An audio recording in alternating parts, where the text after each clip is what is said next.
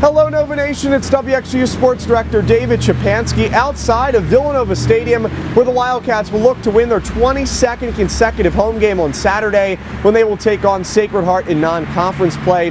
Villanova, in addition to having won 21 straight here on Lancaster Avenue, the Wildcats have also won 7 consecutive games, including an overtime thrilling victory against Stony Brook last week when Pat McQuaid connected with Antonio Johnson for a 17-yard touchdown in OT. Villanova overall this season 8-2, ranked in the top 10 of both of the major FCS polls, looking to keep it up on Saturday.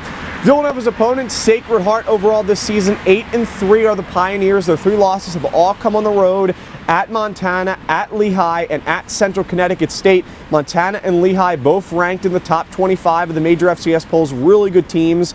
Now, when you look at those games as well, I mean, the Lehigh game was very early on in the season, and this Sacred Heart team lost by 18 points, and then Sacred Heart also lost to Montana by 22 on the road. Now, it wasn't a major blowout loss, but still confident losses, so it's hard to tell really how close those games were, but Sacred Heart was able to put up some points. We'll talk about the offense for the Pioneers, but overall, the Pioneers are 8-3, and like I said, they have 8 wins. They're very competitive. I think in the beginning of the season, there was a good chance that, I think when a lot of people looked at the schedule, they said that it probably was going to be somewhat of an easy win for Villanova, but the Pioneers have played really good football. Again, 8-3 overall. All 8 wins, though, have come against pretty average programs for the most part, including back-to-back wins against Virginia Lynchburg and then also Merrimack last week. When you dive deeper into the numbers, the starting quarterback for Sacred Heart, Jack Snyder, he's thrown for almost 1,500 passing yards this season.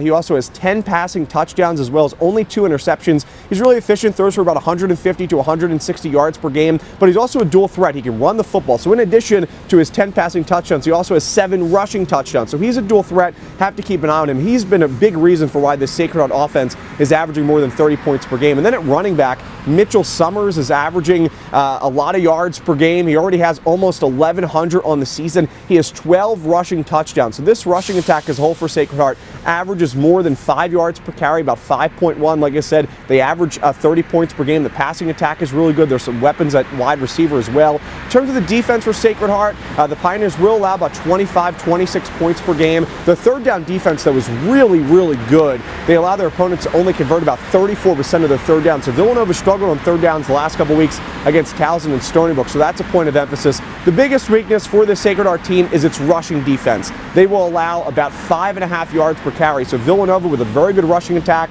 We'll see if David Abbott plays on Saturday in this non-conference game, but regardless, I think Villanova is going to be set up well to run the football. So those are the 2 big keys of the game for Villanova. Have to find a way to convert on third downs. I think you do that much better by getting yourself in third down and short situations. You should be able to run the football to put you into those opportunities. And then also, too, just, taking advantage of the ground game for Villanova is going to be important. And finding a way to also stop this rushing attack for Sacred Heart, right? You have 2 really good runners in the quarterback, Jack Snyder, and in Mitchell Summers. So if you can find a way to limit at least one of those players in the ground game, Villanova should be set up for success. So the Wildcats getting ready to take on Sacred Heart in a non-conference game. Villanova's the better team on paper, right? But the Sacred Heart team, they're really scrappy. They're gritty. They'll play some good football. Again, 8-3 overall this season. Their wins haven't been great. They haven't had that big statement win yet against a good program, but a very competitive team. The offense is very, very good. So Villanova is going to have a test here on Saturday. Last game of the regular season. Hope you join us at 12:30 p.m. Our WXU pregame show will start. And again, kickoff at 1 p.m. from Villanova Stadium behind me. Villanova versus Sacred Heart. Have a great rest of your day. And as always, go Cats!